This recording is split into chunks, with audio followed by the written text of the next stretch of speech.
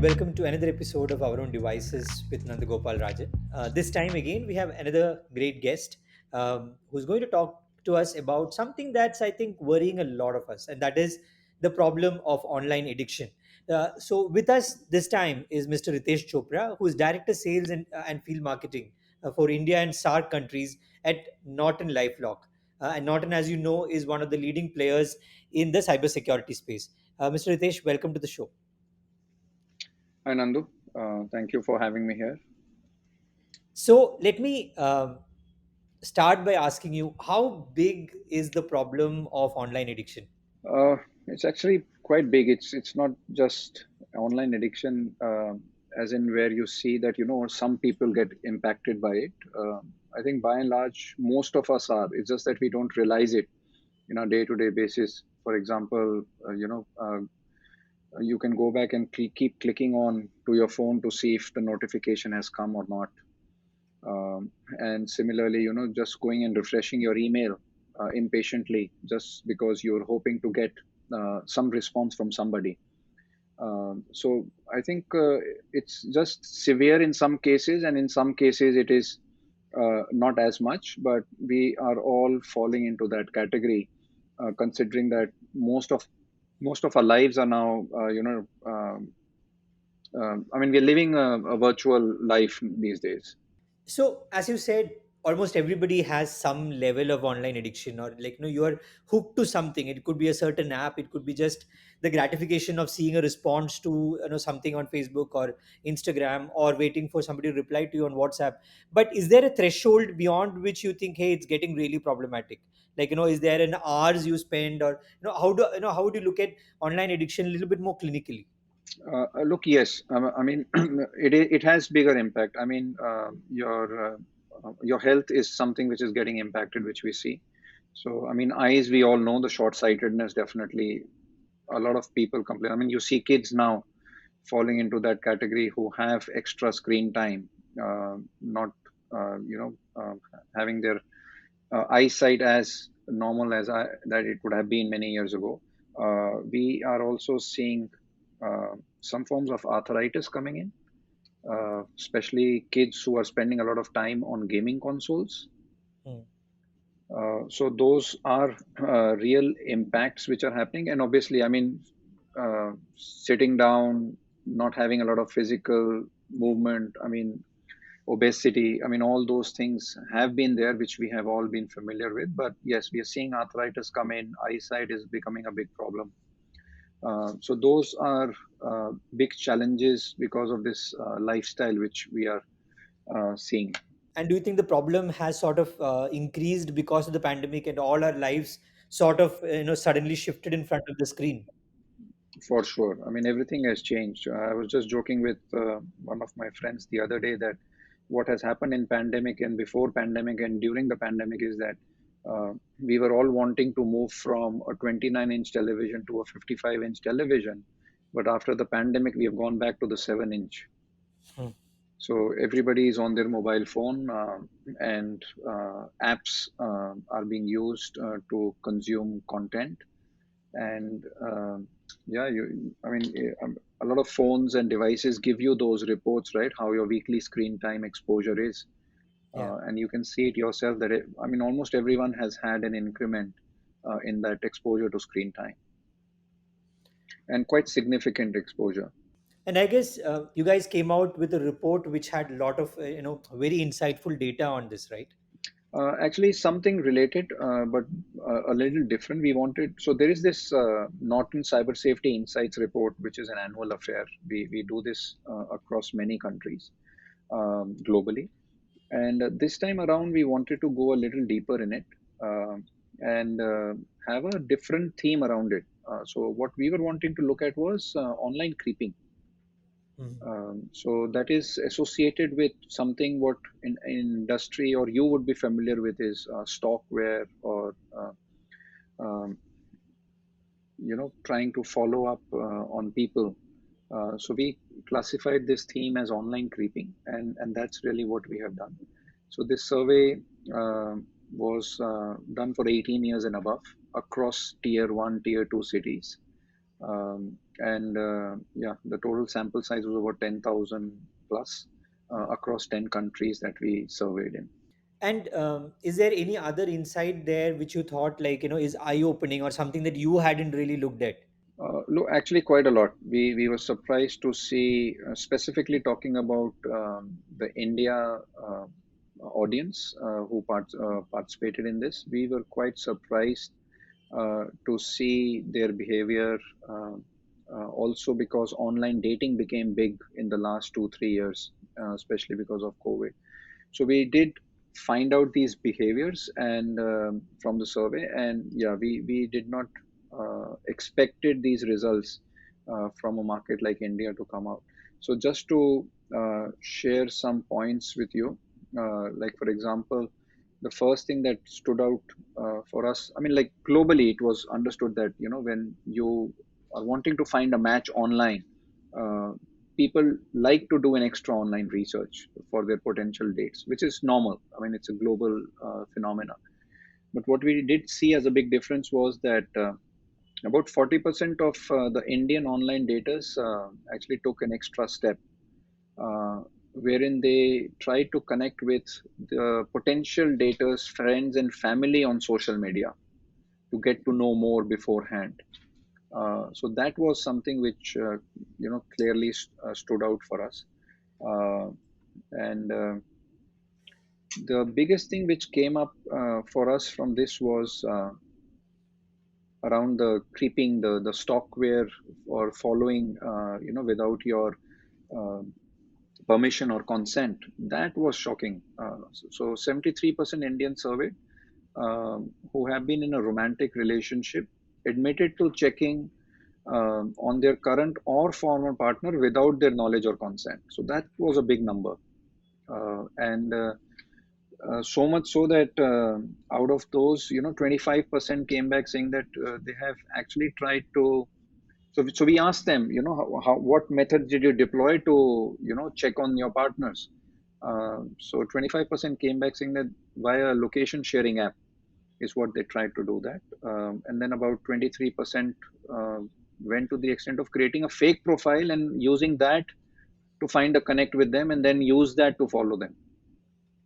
Okay. So those numbers was big. We didn't expect it to be so big that 73% would come up. Um, and The bigger surprising part was also that the younger generation uh, were kind of okay with it. So they found it to be okay to follow up. I mean, they did put this under a category of, oh, I just wanted to know about their well-being. But yes, I mean, if you're doing something without consent or permission of another person, then it is not, a security thing that you're looking at. It's a very thin line uh, that you're, walking on. So that's really were the couple of points that stood out for us. It's actually a bit scary, and now I understand why we keep seeing a lot of these ads, especially on social media, for these apps which will let you, it is actually sold in a very positive sense, saying that, hey, keep an eye out for your partner. But Correct. how these apps can be misused, right? Like, and I'm sure that this means that in India these apps are quite popular. But is there an awareness on the ground that there could be these kind of apps in your phone? And maybe is there a way for people to filter out these apps, because often a lot of us have hundreds of apps on our phones. So is it so how do you make out that, for instance, that your phone has been in a way compromised? Look, so yes, so it's a valid point that you said. It's a very thin line, like I previously mentioned, between a stalkware and a surveillance app. Yeah. Surveillance app is where both sides know what it is and what is the function and what is the intent for doing it. Now, a stalkware app is completely the opposite. It is not supposed to. Yeah, I mean, it's more like you do this on in a like a covert execution and then put it on to another person's devices. So completely different. The Unfortunately, the information is not there. Like you said, I mean, we use so many apps. Now these apps can be put on directly or indirectly, without you getting to know. In some cases, we do realize that, I mean, if the person is known, they would put it on pretext of being a surveillance app from a security perspective.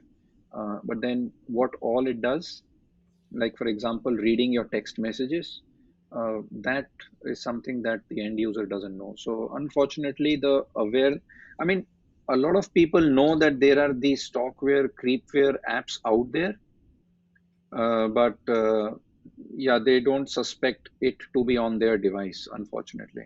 If I can come back to the screen time thing, it is surprising that it is not surprising that the screen time has gone up. But the fact is that earlier, while going to office, like you're spending 8 hours in office, but doesn't mean that all 8 hours in front of a screen. You're maybe having physical meetings with people. You have other things. But during the pandemic, your entire office time, which also had gone up, I guess very few people were actually limiting themselves to the 8 hours, so your entire screen time had gone up because of work, and on top of that you had more screen time happening because of your entertainment, because even that had been sort of folded into your screen. So is that something that came out in the survey, for instance?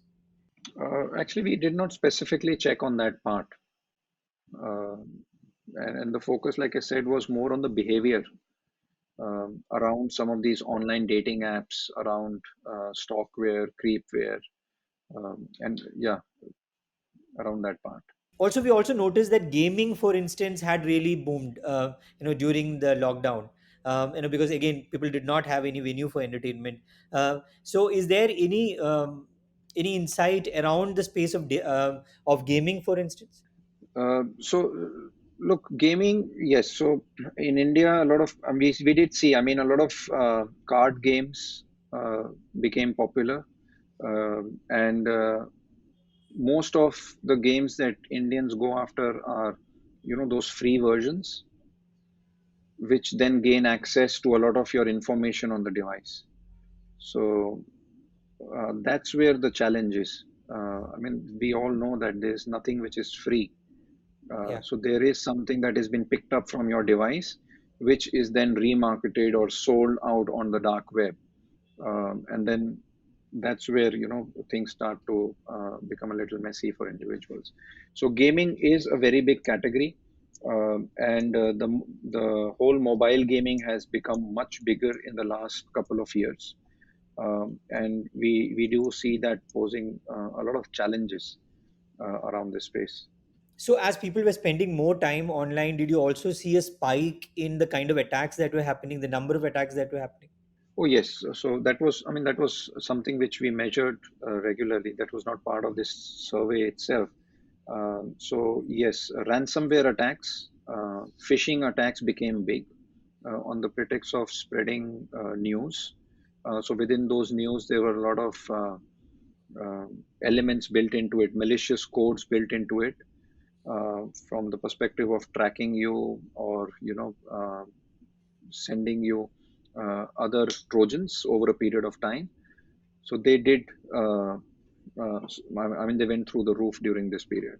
And so as a company that is constantly looking at user behavior, trying to get the better of the cyber criminals, how did you have to change in the past 2 years, like in the pandemic years?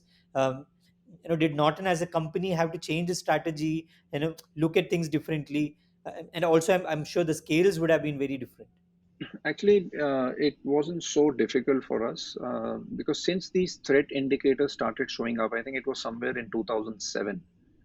We started, tracking and protecting against some of this spyware, stalkware for both Windows and Mac devices. And then we expanded this to the mobile security on Android uh, devices as well, somewhere around, I think, 2011. So we have had these technologies built in. It's a continuous process for us to continue to stay ahead of the curve and the cyber criminals. And therefore, the Norton Mobile Insight that powers the App Advisor feature continuously from a threat perspective, that's helped us a lot over the last 2 years during this pandemic period. So, for example, if you have a Norton mobile security on any of your devices, regardless of what operating system, they scan periodically your devices, and that's when they are able to call out any app which would have a malicious code on it. So whether it's a gaming, whether it's a financial app, or even your dating apps, so they'll call out anything.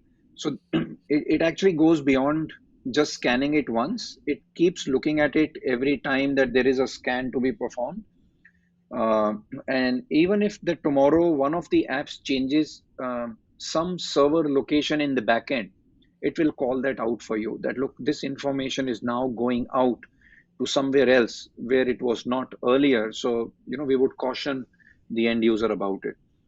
So yeah, so we have been pretty good from a technology perspective, which has helped us stay ahead of this curve during this pandemic when we saw that surge come in. And of late, you also have a surge in smart devices, which means there are new touch points that you need to protect. Is that something Norton is looking at? What is your strategy on that? Correct. So actually, so we were seeing that trend come in much earlier, and I'll give you some examples. So in 2014 is when we already moved. So we are in fact one of the first ones, and probably the only ones even now, which offer a multi-device security.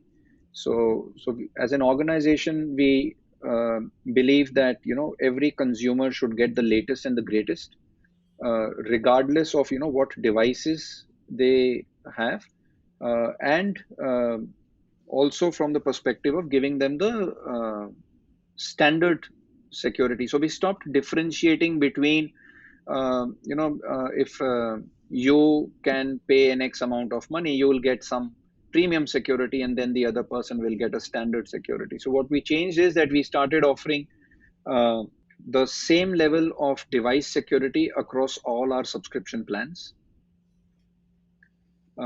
so that your device protection is the same. I mean, yes, we still do offer standard, premium, deluxe offering, but those offerings now change basis number of devices you want to protect. So, Nando, so if you would want to protect 3 devices, you'll actually buy a deluxe Norton 360. Versus if you want to protect 10 devices at your home with your child, your tablet, and everything, you'll want to buy a premium security, which is 10 devices. So that's really all that changes now. So that's what we have been doing. The other fact that we also found out was before 2016-17, the average number of devices in India was somewhere at about 1.5 per household. So that really means that most people either had a phone or a PC, which was shared amongst them. So on an average, that's what it was. Right after the pandemic, we see this number has gone up to about 2.9 devices. Okay. So that has changed. So we see more devices come into house, and therefore, what we are trying to educate now to consumers is that don't think of security from the perspective of protecting your PC for a virus attack. Your mobile devices, your tablets are uh, more powerful, if not the same as your PC. You do more on your mobile today than you used to do it on your PC. I mean, imagine you, uh, I mean, you're doing online shopping all the time. You are ordering food delivery services using your phones. You are booking cabs for yourself, which means that your locations are being shared over uh, various networks through various apps, even over public Wi-Fi. So therefore, it is very important that consumers must understand that it is not about protecting their PC against a virus attack. It is securing your whole digital ecosystem. It is not about a virus attack. It is about the phishing attacks that happen. It is about the Trojans on your browsers which follow you. So that's really what they need to understand. Just one last thing I want to ask you, Ritesh, is that you've also seen uh, a huge interest in cryptocurrency and everything around it. Is that also opening up a new vulnerability because you have a lot of scams happening in that space. Correct. And that is one space we are closely looking at. And I am happy to share that we also have probably some leadership there. Hmm. So we are working on some technologies which has been released in some markets around uh, cryptocurrencies. And we are looking at, how do we integrate it into our products and try and bring that benefit out to the consumers at large, so that everybody can benefit from that as well. So yes, so that is an upcoming area which is very close to us, where we are putting a lot of effort to help our consumers stay safe as they, start using some of these things in the near future. Thank you, Ritesh, for being on the show. You were listening to Ritesh Chopra of Norton LifeLock, telling us about everything from online addiction to the threats that you should be aware of while being online. Thank you, Ritesh. Thank you so much. Have a good day. We'll be back again on our own devices next week with another guest. Till then, goodbye. We are everywhere you listen to your pods.